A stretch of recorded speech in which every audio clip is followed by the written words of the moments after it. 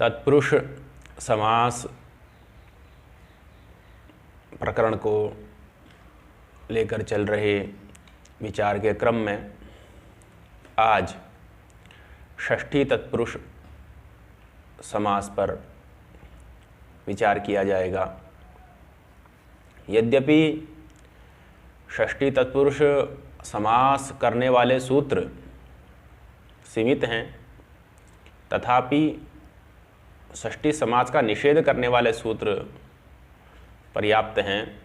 इसीलिए इसका क्षेत्र अन्य तत्पुरुष समासों की अपेक्षा थोड़ा विस्तृत हो जाता है। षष्ठी तत्पुरुष समास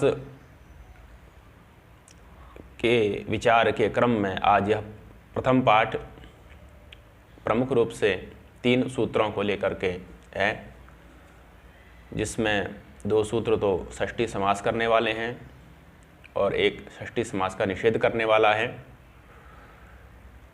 जिस प्रकार से सूत्र षष्ठी समास का निषेध करते हैं, उसी प्रकार से एक वार्तिक भी है जो षष्ठी समास का निषेध करता है, उसका विवेचन इसमें होगा। प्रतिपद विधाना षष्ठी न समस्यते, यह वार्तिक है, और न निर्धारणे यह षष्ठी समास का निषेध करने वाला सूत्र है। उससे पूर्व में 2 सूत्र हैं। षष्ठी, यह षष्ठी समास का प्रधान सूत्र है जो कि षष्ठी समास का विधान करता है, और दूसरा सूत्र है याजिकादिभिश्च, यह सूत्र भी षष्ठी समास का विधान करता है। और इसी में एक वार्तिक आता है, कृद्योगा च षष्ठी समस्यते इति वाच्यम, यह वार्तिक भी षष्ठी समास का विधान करता है। तो षष्ठी, याजिकादिभिश्च और कृद्योगा च षष्ठी समस्यते इति वाच्यम, यह 3 तो हुए षष्ठी समास करने वाले, विधान करने वाले। और न निर्धारणे प्रतिपद विधाना षष्ठी न समस्यते, यह 2 हैं षष्ठी समास का निषेध करने वाले। इन बिंदुओं पर ही इस पाठ में चर्चा की जाएगी। सर्वप्रथम षष्ठी समास का विधायक सूत्र है, जो कि प्रधान सूत्र भी है, वह है षष्ठी। षष्ठी यह प्रथमांत है, एक पद का ही सूत्र है, और अर्थ स्पष्ट है। षष्ठी से षष्ठ्यंत को लेना है, ऊपर से अनुवृत्ति आएगी। अर्थ बन गया षष्ठ्यंतम समर्थेन सुबंतेन सह समस्यते। अनुवृत्ति के आधार पर सूत्रेषु दृष्टम पदम सूत्रांतराद अनुवर्तनीयम सर्वत्र व्यवस्था है, उससे षष्ठी इस सूत्र का अर्थ बन जाता है षष्ठ्यंतम समर्थेन सुबंतेन सह समस्यते। षष्ठ्यंत का षष्ठी विभक्ति युक्त जो पद होगा, ngस ओस आम, यह जिसके अंत में लगे होंगे, ऐसा जो षष्ठ्यंत होगा उसका समर्थ सुबंत के साथ समास हो जाएगा। तो प्रायः यह सूत्र बड़ा व्यापक है, इससे सर्वत्र समास हो जाता है। लेकिन कई जगह इसका निषेध करने वाले सूत्र हैं, जैसे न निर्धारणे सूत्र है, पूर्ण गुण सुहितार्थ सदव्ये तव्य समानाधिकरणे न यह सूत्र है।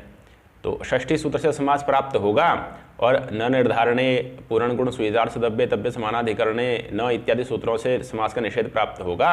तो उसका फिर कुछ स्थलों पर विधान करने के लिए याजिकादिभिश्च इत्यादि सूत्र हैं, इसलिए उनको प्रतिप्रसव कहा जाता है। वह चर्चा आगे आएगी। अभी सूत्र पर विचार किया जाए तो षष्ठ्यंतम समर्थेन सुबंतेन सह समस्यते, षष्ठ्यंत का समर्थ सुबंत के साथ समास यह सूत्र करता है।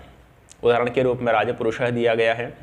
राजपुरुषः यह समस्त पद है, षष्ठी समास युक्त पद है, षष्ठी तत्पुरुष समास का उदाहरण है, और इसका लौकिक विग्रह बनेगा राज्ञः पुरुषः।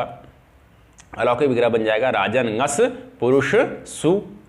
तो राजन ngस पुरुष सु, यह राजन ngस षष्ठ्यंत है और पुरुष सु समर्थ सुबंत है। उसके साथ राजन ngस का पुरुष सु के साथ षष्ठी सूत्र से समास हुआ। समासत्वाद प्रातिपदिक संज्ञा हो गई कृत तद्धित समासाश्च से, सुबो धातु प्रातिपदिक से सुब का लुक हो गया, तो राजन पुरुष, ये स्थिति बन गई। अब जो राजन के उत्तर में ngस विभक्ति थी, जिसका कि सुपो धातु प्रातिपदिक सूत्र के द्वारा लुक हो गया है, उसको प्रत्यय लक्षण से हम ले आएंगे। प्रत्यय लक्षण से ला करके राजन को पद बना लेंगे। पद बना करके पदांत नकार हो जाएगा, उसका नलोप प्रातिपदिकांत से सूत्र से लोप हो जाएगा। तो राजपुरुष बनेगा, एकदेश विकृतन न्याय न प्रातिपदिक संज्ञा पुनः हो जाएगी, प्रातिपदिकत्वात् स्वादयः सु आ जाएगा और उत्तरविसर्ग हो जाएगा राजपुरुषः। यह समस्त पद निष्पन्न होता है। राजपुरुषः, राजपुरुषो, राजपुरुषाः, रामवत, राम की तरह इसके रूप चल जाते हैं। यहाँ पर एक शंका होती है कि जो ngस का लुक किया गया था सुपो धातु प्रातिपदिकयोः से, तो लुक शब्द से जहाँ पर प्रत्यय का आदर्शन होता है वहाँ पर प्रत्यय नलुमतांगस्य इस सूत्र के द्वारा प्रत्यय लक्षण का निषेध हो जाता है। यहाँ पर भी लुक शब्द का उच्चारण करके ही ngस रूपी प्रत्यय का आदर्शन किया गया है। सुपो धातु प्रातिपदिकयोः सूत्र के द्वारा ngस का लुक किया गया है, तो लुक शब्द का उच्चारण करके ही प्रत्यय का दर्शन हुआ है। तो यहाँ पर नलुमतांगस्य सूत्र के द्वारा प्रत्यय लक्षण का निषेध किया जाना चाहिए। और जब प्रत्यय लक्षण का निषेध हो जाएगा तो प्रत्यय लक्षण से हम राजन को पद नहीं बना सकते। जब पद नहीं बनेगा तो पदांत नकार का लोप भी नहीं हो सकता। तो कह रहे हैं कि यहाँ पर जो नलुमतांगस्य सूत्र है वह प्रत्यय लक्षण का निषेध नहीं करेगा। क्यों नहीं करेगा? क्योंकि जो नलुमतांगस्य सूत्र है वह अंगकारी में प्रत्यय लक्षण का निषेध करता है, और यह जो नलोपः प्रातिपदिकांत से होने वाला नलोप है यह पदकारी है। और पदत्व जो होता है वह शुभ घटित समुदाय होता है, में होता है। तो शुभ घटित जो समुदाय है राजन ngस, इसमें पदत्व है। और यह चूंकि नलोपः प्रातिपदिकांत से होने वाला नकार का लोप रूपी कार्य पदकारी हो गया, अंगकारी नहीं हुआ। अंगकारी न होने के कारण से यहाँ पर नलुमतांगस्य सूत्र के द्वारा प्रत्यय लक्षण का निषेध नहीं होगा। जहाँ पर अंगकारी होगा वहाँ पर उसके द्वारा प्रत्यय लक्षण का निषेध होगा। यहाँ पर अंगकार्यत्व का अभाव होने के कारण से नलुमतांगस्य सूत्र के द्वारा प्रत्यय लक्षण का निषेध न होने के कारण से, प्रत्यय लक्षण हो जाने के कारण से राजन पद बन जाता है, नकार का लोप हो जाता है, राजपुरुषः यह रूप निष्पन्न हो जाता है। तो यही एक सूत्र प्रधान सूत्र है। इसी प्रकार से अन्यत्र भी जहाँ भी षष्ठंत होगा उसका समर्थ सुबंध के साथ समास किया जा सकता है। व्यापक इसका क्षेत्र है, सर्वत्र प्रायः इस सूत्र से समास हो जाता है। कुछ स्थल ऐसे हैं जहां पर समास का निषेध होता है, जो कि आगे आगे स्पष्ट होता चला जाएगा। इसी क्रम में दूसरा सूत्र है याजिकादिभिश्च। याजिकादिभिः च, याजिकादिभिः तृतीया व्यक्ति बहुवचन का है और च अव्यय पद है, दो पद का सूत्र है। याजिकादिभिश्च सूत्र भी षष्ठी समास का विधान करता है। प्रश्न हुआ कि याजिकादिभिश्च सूत्र का निर्माण करने की क्या आवश्यकता है, क्योंकि षष्ठी सूत्र से ही समास हो जाएगा। याजिकादि गण पठित जो शब्द हैं उनके साथ षष्ठंत का समास यह सूत्र करता है। तो जब षष्ठंत का समर्थ सुबंध के साथ समास षष्ठी सूत्र से होता ही है, तो याजिकादि गण पठित शब्दों के साथ भी षष्ठी सूत्र से समास हो जाएगा। तो याजिकादिभिश्च इस सूत्र का आरंभ करने की क्या आवश्यकता है, यह प्रश्न है। उसका उत्तर दिया गया कि षष्ठी सूत्र से षष्ठी समास का विधान तो होता है, लेकिन कुछ स्थल ऐसे हैं जहां पर उस षष्ठी सूत्र से होने वाले समास के विधान का निषेध भी किया जाता है। जैसे न निर्धारणे, निर्धारणे या षष्ठी सा न समस्यते, निर्धारण अर्थ में जहां पर षष्ठी विभक्ति होगी उसका समास नहीं होगा। या त्रिजगाभ्याम कर्तरी, कर्ता अर्थ में जो त्रिच प्रत्यांत शब्द, जहां पर त्रिच प्रत्यय कर्ता अर्थ में होगा, ऐसा जो कर्त्रार्थक त्रिच प्रत्यांत शब्द उसका समास नहीं होता है। इसी प्रकार से कर्त्रार्थक जो णुल प्रत्यांत शब्द, जहां पर णुल प्रत्यय कर्ता अर्थ में होगा, णुल प्रत्यय धात्वर्थ निर्देश में भी हो जाता है। धात्वर्थ निर्देश णुल वक्तव्य, वो भी आगे आएगी चर्चा। तो जहां पर कर्त्रार्थक णुल प्रत्यय होगा, णुल से होने वाला णुल प्रत्यय तदंत जो शब्द होगा उसका भी त्रिजगाभ्याम कर्तरी इस सूत्र के द्वारा निषेध हो जाता है। तो कर्तार्थ में जो होने वाला जो त्रिच प्रत्यय तदंत जो शब्द, उसका त्रिजगाभ्याम कर्तरी इस सूत्र के द्वारा षष्ठी उसके साथ षष्ठी समास का त्रिजगाभ्याम कर्तरी सूत्र के द्वारा निषेध हो जाता है। और कर्तार्थ में होने वाला जो णुल प्रत्यय तदंत जो शब्द, उसके साथ भी षष्ठी समास का निषेध त्रिजगाभ्याम कर्तरी सूत्र के द्वारा हो जाता है। और याजक शब्द जो है, याजक शब्द है, पूजक शब्द है, यह आपके णुल प्रत्यांत हैं और यहाँ पर कर्ता अर्थ में णुल प्रत्यय हुआ है। यज धातु से ण्यंत जो यज धातु है उससे कर्ता अर्थ में णुल प्रत्यय होकर के याजक शब्द की निष्पत्ति होती है। तो ब्राह्मणस्य याजकः, ब्राह्मणस्य याजकः, यहाँ पर षष्ठ्यंत तो हो गया ब्राह्मणस्य और उधर याजकः हो गया समर्थ सुबंत, लेकिन वह याजक रूपी जो समर्थ सुबंत है वह णुल प्रत्यांत है और वह णुल प्रत्यय कैसा है, कर्ता अर्थ में हुआ है। इसलिए याजक शब्द कर्त्रार्थक णुल प्रत्यांत होने के कारण से जो षष्ठी सूत्र से यहाँ पर ब्राह्मणस्य का याजक के साथ ब्राह्मणंगस का याजक सु के साथ समास प्राप्त है षष्ठी सूत्र से, उसका निषेध कर देगा त्रिजगाभ्याम कर्तरि यह सूत्र, तो फिर समास नहीं हो सकता। अब अभिष्ट है कि याजकादि गण पठित जो शब्द हैं, याजकादि गण पठित जो शब्द है उनमें भले ही कर्ता अर्थ में णुल प्रत्यय हुआ हो, भले ही कर्ता अर्थ में त्रिच प्रत्यय हुआ हो, लेकिन तदंत जो शब्द होंगे उनके साथ समास हो, ऐसा अभिष्ट है। इसके लिए याजकादिभिष्ट इस सूत्र का निर्माण किया गया है। इसलिए यह प्रतिप्रसव हो जाता है। क्या हो जाता है, प्रतिप्रसव। प्रतिप्रसव का मतलब क्या होता है, तो निषेध का निषेध, निषेध का जो निषेध होता है उसको प्रतिप्रसव कहते हैं। जैसे ब्राह्मण से याजकः, यहां पर षष्ठी सूत्र से समास प्राप्त है और उस षष्ठी सूत्र से प्राप्त समास का निषेध करेगा त्रिजगाभ्याम कर्तरि। अब इस निषेध का भी निषेध कर देगा याजकादिभिश्च। क्यों, क्योंकि याजक शब्द याजकादि गण में पढ़ा गया है, तो याजकादि गण पठित जो समर्थ सुबंत होंगे उनके साथ समास का निषेध जो त्रिजगाभ्याम कर्तरि सूत्र से प्राप्त है उसका भी निषेध कर देता है याजकादिभिश्च, और याजकादि गण पठित शब्दों के साथ समास का विधान कर देता है। तो निषेध, पहला निषेध हुआ त्रिजगाभ्याम कर्तरि, फिर उस निषेध का भी निषेध हो गया याजकादिभिश्च और उसने फिर समास का विधान कर दिया। तो इस प्रकार से जो याजकादिभिश्च है यह प्रतिप्रसव है, प्रतिप्रसव निषेध का निषेध। तो याजका यहां पर आपका समास हो जाएगा ब्राह्मण याजकः, यह रूप निष्पन्न हो जाता है। कर्तृकर्मणों कृति से ब्राह्मण में षष्ठी हो जाती है, कर्म है ब्राह्मण जनक क्रिया का, तो ब्राह्मणस्य षष्ठी होकर के उसमें समास होकर के ब्राह्मण याजकः इस प्रकार से रूप बनता है। दूसरा उदाहरण है देव पूजकः, देवानाम पूजकः, यहाँ पर पूज धातु से कर्तर्थ णुल प्रत्यय होकर के पूजकः रूप बना है। कर्तृकर्मणों कृति से देव इस अनुक्त कर्म में षष्ठी होने से देवानाम पूजकः इस प्रकार से लौकिक विग्रह, देव आम पूजक सु इस प्रकार से अलौकिक विग्रह में याजकादिभिष्ट सूत्र से समास हो जाता है, तो देव पूजकः यह रूप निष्पन्न हो जाता है। तो यह हुआ कर्त्रार्थक णुल प्रत्यांत जो शब्द याजक पूजक उनके साथ जो षष्ठी सूत्र से समास प्राप्त था उसका निषेध त्रिजगाभ्याम कर्तरि से प्राप्त था, उसका निषेध करके याजकादिभिष्ट ने समास कर दिया। और त्रिच प्रत्यांत का उदाहरण क्या है, तो भू भर्ता, भूहा भर्ता, यहां पर जो भर्ता में त्रिच प्रत्यय हुआ है वह कर्ता अर्थ में हुआ है, लेकिन चूंकि भर्तृ शब्द का पाठ याजकादिगण में है इसलिए यहां पर याजकादिभिष्ट से समास हो जाता है। भूह भर्ता, भू भर्ता, यह रूप आपका यह रूप निष्पन्न हो जाता है। और याजकादिगण में कुछ ही शब्द आए हैं जिनको कि तत्वबोधनीकार ने लिखा भी है, याजक, पूजक इत्यादि शब्द हैं, उन को वहां से देखा जा सकता है। तो उतने ही शब्दों के साथ याजकादिभिष्ट सूत्र के द्वारा समास होगा, उससे इतर जो शब्द होंगे उनमें त्रिजगाभ्याम कर्तरि सूत्र से निषेध हो जाएगा, तो वहां समास नहीं होगा, वहां आपका वाक्य में ही प्रयोग होगा। और याजकादिगण में एक वृत शब्द भी आया है अंत में, तो वृत शब्द का मतलब, वृत शब्द गण की परिसमाप्ति का सूचक है, वृत शब्द याजकादिगण का नहीं है।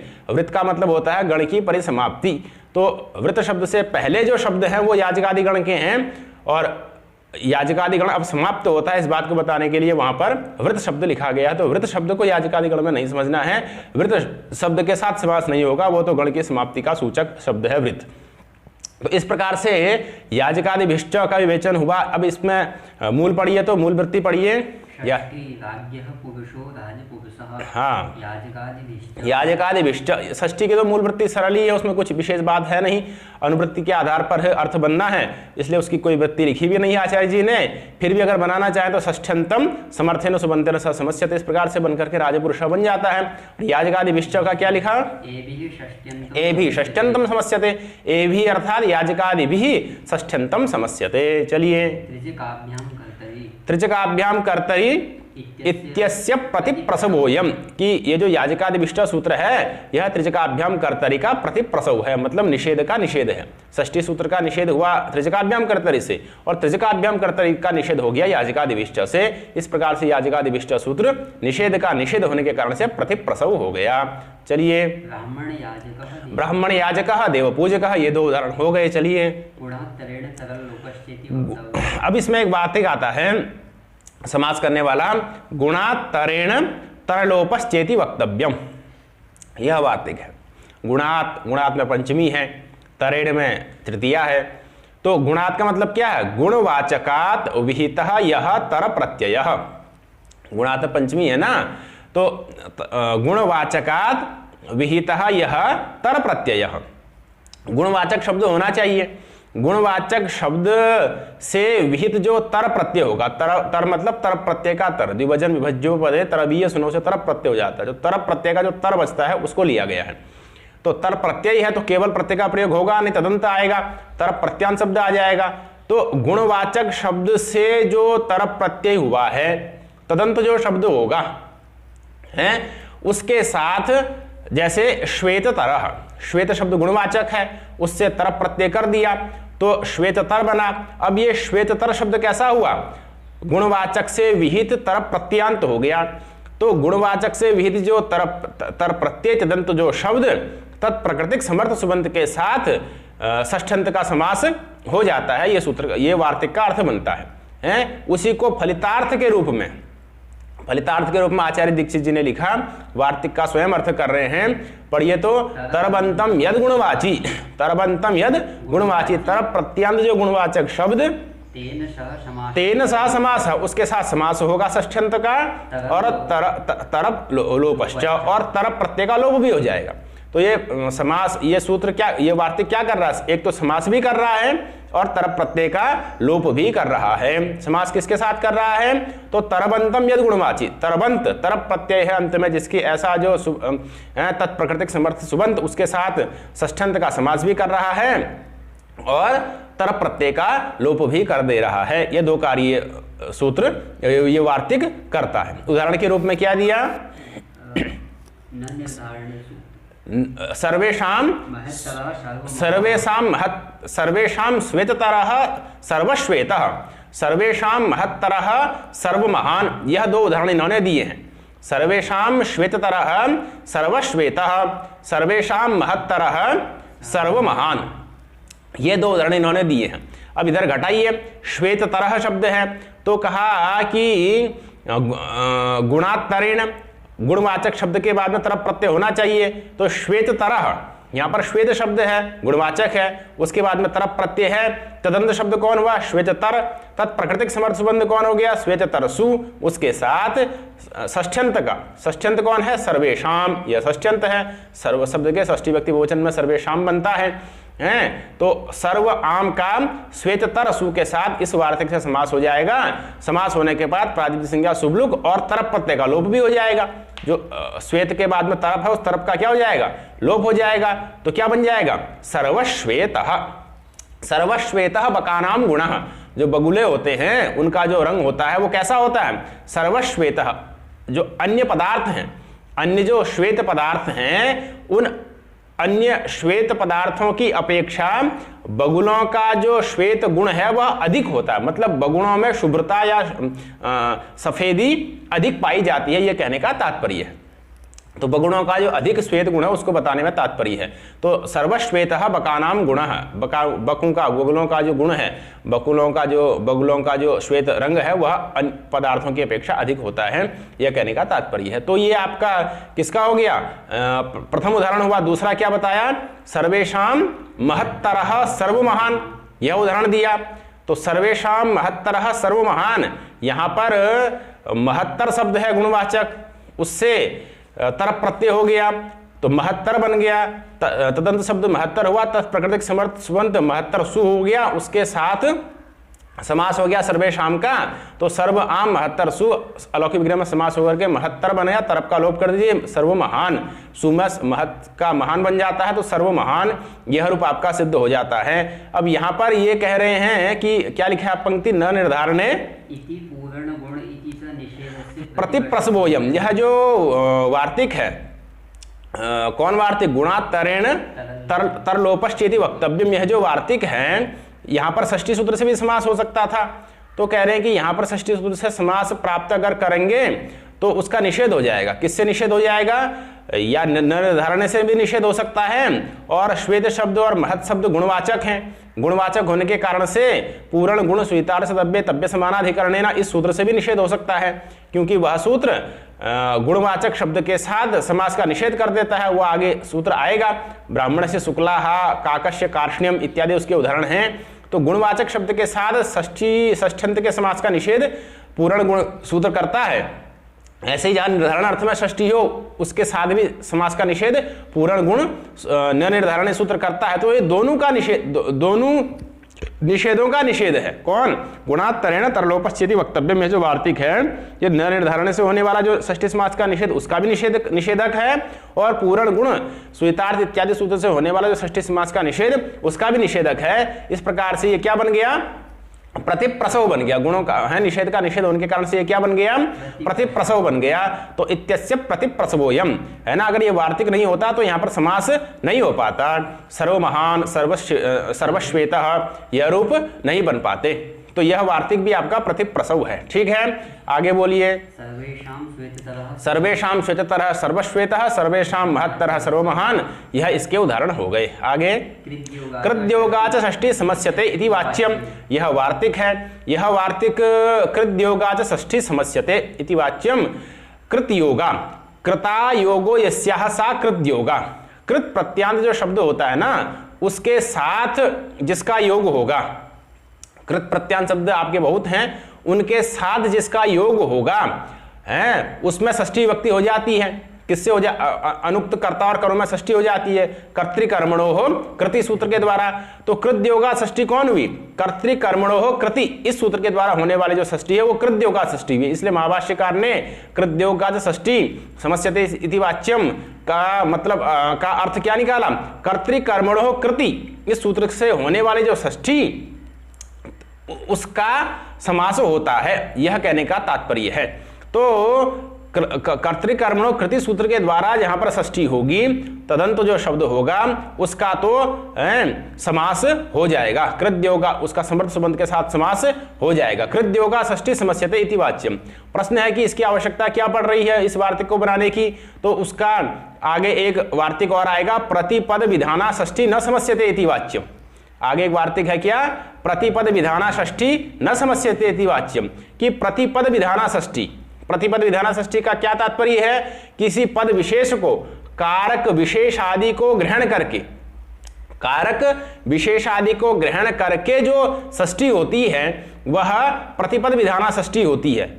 ज्ञो विदर्थस्य करणे कर्तृकर्मणो कृते न निर्धारणे इत्यादि सूत्रों के द्वारा जो षष्ठी होती है वह प्रतिपद विधाना षष्ठी है। और जो प्रतिपद विधाना षष्ठी होती है उसका समास नहीं होता है। उसका आगे उदाहरण देंगे, सर्पिशो ज्ञानम, ऐसा उदाहरण देंगे। अब कर्तृकर्मणो कृति सूत्र के द्वारा होने वाले जो षष्ठी है वो भी प्रतिपद विधाना षष्ठी है, और प्रतिपद विधाना षष्ठी होने के कारण से उस का समास उसमें उसका जब षष्ठ्यंत का समास का निषेध प्राप्त है प्रतिपद विधाना षष्ठी न समस्यते इति वाच्यम से। लेकिन अभिष्ट है कि कृद्योगा जो षष्ठी है अर्थात कर्तृकर्मणो कृति से जिसमें षष्ठी हो रही है उसका तो समर्थ संबंध के साथ समास हो, ऐसा अभिष्ट है। इसीलिए प्रतिपद विधाना षष्ठी न समस्यते इति वाच्यम, इस वार्तिक का निषेध करने के लिए कृद्योगा षष्ठी समस्यते इति वाच्यम यह वार्तिक पढ़ा गया है। इसका फल क्या हुआ? तो इदम प्रभ्रश्चनः, यह रूप आपका बन गया। इदमानाम प्रभ्रश्चनः या इदमस्य प्रभ्रश्चनः, इदम प्रभ्रश्चनः। प्रभ्रश्चनः यह रूप बनता है वृश्चनः, और वृश्चु छेदने धातु से कर्ण अर्थ में लिट प्रत्यय हो जाता है। वृश्च्यते छिद्यते अनेनिति वृश्चनः, वृश्च्यते छिद्यते अनेनिति वृश्चनः। तो वृश्चन शब्द कृदंत हो गया, कर्ण लुडंत है। उसका इधम में जब इधर षष्ठी हो गई कर्म में तो इधमानाम और प्रउपसर्ग जुड़ गया तो इधमानाम प्रभ्रश्चनः, इस प्रकार से लौकिक विग्रह बन गया। इधम आम प्रभ्रश्चनसु अलौकिक विग्रह में कर्तृकर्मणो कृद्योगाच षष्ठी समस्यते इति वाच्यम, इस सूत्र इस वार्तिक के द्वारा समास हो गया। तो इधम प्रभ्रश्चनः यह समस्त पद निष्पन्न हो गया। अगर यह वार्तिक नहीं होता तो प्रतिपद विधाना षष्ठी न समस्यते इति वाच्यम, इस वार्तिक से निषेध हो जाता, इधम प्रभ्रश्चनः रूप नहीं बन पाता। तो इधम प्रभ्रश्चनः रूप बन जाए, कृद्योगा षष्ठी का समास हो जाए, अर्थात कर्तृकर्मणो कृति से जहां षष्ठी होगी तदंत का समर्थ संबंध के साथ समास हो जाए, इसके लिए यह वार्तिक बनाया गया है। इसका फल हो गया इधम प्रभ्रश्चनः, इस रूप की सिद्धि। तो इद्म प्रभ्रश्चनः इस रूप की सिद्धि हुई। कृद्योगा षष्ठी समस्यते इति वाच्यम से। आगे मूल बोलिए तो अब इसके बाद षष्ठी समास का निषेध करने वाला सूत्र आ रहा है न निर्धारणे। न निर्धारणे दो पद का सूत्र है, न अव्यय पद है, निर्धारणे सप्तम्यंत है। निर्धारण या षष्ठी साना समस्यते अर्थ स्पष्ट ही है। यतश्च निर्धारण सूत्र निर्धारण अर्थ में षष्ठी करता है। जाति गुण क्रिया संज्ञा भी समुदायात एक देशस्य पृथक्करणम निर्धारणम यतः ततः षष्ठी सप्तम्य उस्तः इत्यादि उसका अर्थ है। तो समुदाय से जहाँ से जाति गुण क्रिया संज्ञा के आधार पर समुदाय से किसी एक देश को अलग किया जाता है, तो जहाँ से अलग करते हैं उसमें षष्ठी और सप्तमी व्यक्ति हो जाती है। उसका उदाहरण कारक इत्यादि अलग अलग रूप में जाति गुण क्रिया इत्यादि के रूप में वहाँ स्पष्ट रूप से दिया गया है। वो सूत्र एक बार देख लेना चाहिए। तो अब निर्धारण अर्थात यतश्च निर्धारणम सूत्र से जहाँ षष्ठी विभक्ति होती है उसका उस षष्ठ्यंत का फिर समास नहीं होता है। यह इस सूत्र का अर्थ है। जैसे नृणाम द्विजः श्रेष्ठः, नृणाम द्विजः श्रेष्ठ, यहाँ पर नृणाम में यतश्च निर्धारणम सूत्र से क्या हुई है, षष्ठी हुई है, क्योंकि जो द्विज हैं उनमें से जो मनुष्य हैं उन मनुष्यों में से द्विज को अलग किया जा रहा है। तो जिसमें से किया जा रहा है, किसमें से किया जा रहा है, मनुष्यों में से, मनुष्यों के समुदाय से, तो उसमें षष्ठी हो गई। षष्ठी हो गई तो निर्णाम बन गया। मनुष्य के समुदाय से द्विज को अलग करने, द्विज में मनुष्यों में जो द्विज होते हैं वो श्रेष्ठ होते हैं, ये कह रहे हैं। तो निर्णाम में यतश्च निर्धारण से षष्ठी हो गई और उसका फिर षष्ठी सूत्र से समास प्राप्त हुआ। तो न निर्धारण सूत्र ने क्या कर दिया, षष्ठी समास का निषेध कर दिया। तो नृद्विजः श्रेष्ठ इस प्रकार का प्रयोग नहीं बनेगा। नृणाम द्विजः श्रेष्ठः इस प्रकार से वाक्य में ही प्रयोग रहेगा। निर्धारणार्थक जो षष्ठी होती है उसका समास नहीं होता है। फिर एक प्रयोग मिलता है पुरुषोत्तम। क्या प्रयोग मिलता है, पुरुषोत्तम। तो कह रहे हैं कि पुरुषाणाम उत्तमः पुरुषोत्तम, इस प्रकार से जब हम निर्धारणार्थक षष्ठी से इसको निष्पन्न करेंगे तो पुरुषोत्तम प्रयोग कैसे बन गया फिर पुरुषाणाम उत्तमः। यहाँ पर भी तो निर्धारणार्थक षष्ठी है, निर्धारणार्थक षष्ठी है तो षष्ठी न निर्धारण से षष्ठी समास का निषेध होना चाहिए। तो पुरुषोत्तम प्रयोग तो नहीं बनना चाहिए, पुरुषाणाम उत्तम ऐसा ही वाक्य प्रयोग होना चाहिए।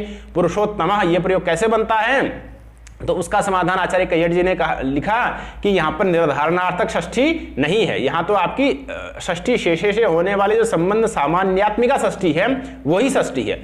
पुरुषाणाम उत्तम, यहाँ पर पुरुषाणाम में जो षष्ठी है वह संबंधात्मिका मतलब षष्ठी शेषे से होने वाली षष्ठी है, शेष षष्ठी है। जो निर्धारणार्थक षष्ठी है वो षष्ठी यहाँ पर नहीं है, इसलिए यहाँ पर षष्ठी संबंधात्मिका षष्ठी है, षष्ठी से षष्ठी भी है, तो उसका तो समास होता ही है। तो पुरुषाणाम उत्तमः पुरुषोत्तम इस प्रकार से समास हो जाएगा।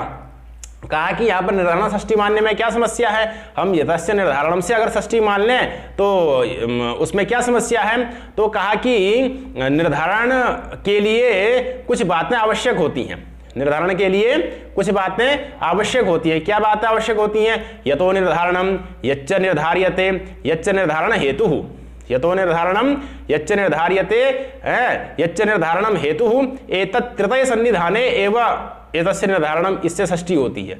ये तीनों बातें जहां पर मिलेंगी आपकी, यतो निर्धारणम यच्च निर्धार्यते यच्च निर्धारण हेतुः, जहां से निर्धारण करना है, जिसका निर्धारण करना है, जो निर्धारण का हेतु है, इत्यादि तीनों बातें जहां पर मिलती हैं वहीं पर इतस्य निर्धारणम सूत्र के द्वारा षष्ठी विभक्ति होती है। तो पुरुषाणाम उत्तम इत्यादि स्थल पर इसका अभाव है, इसलिए यहाँ पर निर्धारणात्मिका षष्ठी नहीं हो सकती, संबंधात्मिका षष्ठी है। संबंधात्मिका षष्ठी होने से षष्ठी सूत्र से यहाँ पर समास हो जाता है। इसमें तत्वबोधनिकार ने विचार किया कि हम यहाँ पर पुरुषोत्तम पद को भिन्न रूप से व्युत्पादित कर सकते हैं। पुरुषेषु उत्तमः इस प्रकार से सप्तमी तत्पुरुष समास कर देंगे तो सप्तमी किससे करेंगे, तो संज्ञायाम सूत्र से करेंगे। पुरुषोत्तम ये संज्ञा बन जाएगी, तो संज्ञायाम सूत्र से पुरुषेषु उत्तमः पुरुषोत्तम इस प्रकार से सप्तमी तत्पुरुष समास करके पुरुषोत्तम शब्द की निष्पत्ति की जा सकती है। तो फिर प्रश्न हुआ कि पुरुषोत्तम सूत्र में पुरुषोत्तम इस रूप को अगर सप्तमी तत्पुरुष समास से निष्पन्न मानेंगे तो संज्ञायाम सूत्र तो नित्य समास है, और ये नित्य समास फिर कहलाने लगेगा। और फिर न निर्धारण का क्या औचित्य रह जाएगा, क्योंकि निर्धारण में भी सप्तमी विभक्ति हो ही जाती है। तो इत्यादि बातें लिखते हुए उन्होंने विवेचन किया कि सप्तमी तत्पुरुष समास करेंगे तो स्वर भिन्न होगा, षष्ठी तत्पुरुष समास करेंगे तो स्वर भिन्न होगा, स्वर भेद में फल मिल जाएगा, इत्यादि बातें लिखते हुए उसका विवेचन करते हुए अंततोगत्वा वो भी इसी निष्कर्ष पे पहुंचे कि जो आचार्य कैयट का मत है वही मत ठीक है, अर्थात पुरुषाणाम पुरुषेषु उत्तम पुरुषोत्तम, इस प्रकार से नहीं पुरुषोत्तम शब्द की सिद्धि करनी है, अपितु पुरुषाणाम उत्तम पुरुषोत्तम, इसी प्रकार से पुरुषोत्तम शब्द की सिद्धि करनी है। वहां पर संबंधात्मिका षष्ठी ही मानिए और षष्ठी सूत्र से समास करके पुरुषोत्तम यह रूप आपका निष्पन्न हो जाता है। तो इस प्रकार से पुरुषोत्तम में भी चर्चा होती है और न निर्धारणे इस सूत्र का विवेचन हुआ। इसके बाद इसमें एक वार्तिक है। क्या वार्तिक है? प्रतिपद विधाना षष्ठी न समस्यते इति वाच्यम, कि जो प्रतिपद विधाना षष्ठी है, जो कैसी षष्ठी है? प्रतिपद विधाना षष्ठी है, उसका समास नहीं होता है। पदम पदम प्रति इति प्रतिपदम, वीप्सा अर्थ में अव्ययभाव समास हो जाएगा। योग्यता वीप्सा, छात्रम छात्रम प्रति प्रति छात्रम, अर्थम अर्थम प्रति प्रत्यर्थम इत्यादि उदाहरण पहले आए थे। तो पदम पदम प्रति इति प्रतिपदम, प्रतिपदम विधानम यस्याह सा प्रतिपद विधाना, प्रतिपदम विधानम यस्याह सा प्रतिपद विधाना। तो प्रतिपद विधाना या षष्ठी सा न समस्यते, प्रतिपद विधाना जो षष्ठी होती है उसका समास नहीं होता है। महाभाष्यकार ने कहा कि षष्ठी शेषे सूत्र को छोड़ करके जितनी भी षष्ठियां हैं वह सब की सब क्या हैं? प्रतिपद विधाना षष्ठी है। तो न निर्धारणे भी प्रतिपद विधाना षष्ठी है, कर्तृकरणो कृति भी प्रतिपद विधाना षष्ठी है, ज्ञो विदर्थस्य करने से होने वाली जो षष्ठी है वो भी प्रतिपद विधाना षष्ठी है। और जब न निर्धारणे इत्यादि सूत्रों से होने वाली प्रतिपद षष्ठी प्रतिपद विधाना षष्ठी ही है तो फिर प्रतिपद विधाना षष्ठी न समस्यते, इस वार्तिक से काम चल जाएगा। न निर्धारणे इत्यादि सूत्र की आवश्यकता नहीं है। तो न निर्धारणे सूत्र का प्रत्याख्यान महाभाष्यकार ने किया है। तो इस प्रकार से प्रतिपद विधाना षष्ठी न समस्यते का तात्पर्य यही हुआ कि ज्ञो विदर्थस्य करने सूत्र के द्वारा जहां षष्ठी होगी, इन ज्ञो विदर्थस्य करने के अतिरिक्त जो अन्य सूत्र हैं उनके द्वारा जहां षष्ठी होगी उनमें उनका समास नहीं होगा। लेकिन उसका भी इसका भी वार्तिक है, कृत्यो का षष्ठी समस्यते इति वाच्यम, तो कृत्यो का जो षष्ठी होगी उसका तो समास हो जाएगा। तो प्रतिपद विधान का तात्पर्य यही हुआ कि कारक विशेषादि, कारक आदि विशेष को लेकर के जो षष्ठी का विधान होता है वही आपकी प्रतिपद विधाना षष्ठी कहलाती है। तो ज्ञो विदर्थस्य करणे इत्यादि सूत्र के द्वारा जो विधीय माना षष्ठी है वो प्रतिपद विधाना षष्ठी है, इसलिए उसका समास नहीं होता। जैसे सर्पिशो ज्ञानम, सर्पिशो ज्ञानम में क्या है? तो सर्पि संबंधिनी प्रवृत्ति, वहां पर सर्पि ही प्रवृत्ति, वहां सर्पिशो ज्ञानम में अविदर्थक है, अविदर्थक होने के कारण से ज्ञो विदर्थस्य करणे इस सूत्र के द्वारा वहां पर सर्पिशा में षष्ठी विभक्ति हो गई है। षष्ठी विभक्ति होने के कारण से उस ये प्रतिपद विधाना षष्ठी हो गई है। प्रतिपद विधाना षष्ठी होने से इसका फिर षष्ठी सूत्र से समास नहीं होगा। षष्ठी सूत्र से समास नहीं होगा तो क्या रूप रहेगा? सर्पिशो ज्ञानम, यह रूप आपका रहता है, इसका समास नहीं होता है। तो इस प्रकार से आपका षष्ठी, याजकादिविश्च और न निर्धारणे इन तीन सूत्रों का विवेचन हुआ। अब इसमें एक तो षष्ठी शेषे याजकादिविश्च प्रतिपद विधाना षष्ठी न समस्यते, ये तो षष्ठी समास पक्ष के आए। और गुणात् त्रण तरलोपश्यति वक्तव्यम, यह वार्तिक भी षष्ठी समास पक्ष का आया।